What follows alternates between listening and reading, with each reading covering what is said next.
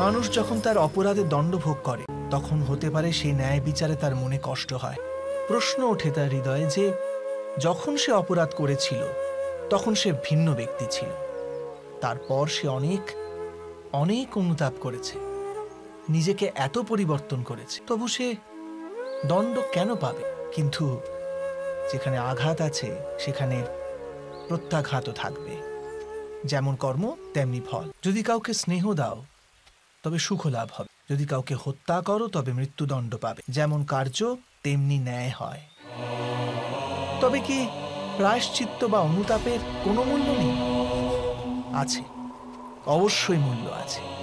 প্রায়শ্চিত্ত অনুতাপ মানুষকে অন্তর থেকে বলবান করে তোলে, আসন্ন শাস্তিকে গ্রহণ করার জন্য মানুষকে প্রস্তুত করে। অর্থাৎ প্রায়শ্চিত্ত না করে দণ্ড স্বীকার করার কোনো মূল্য আছে?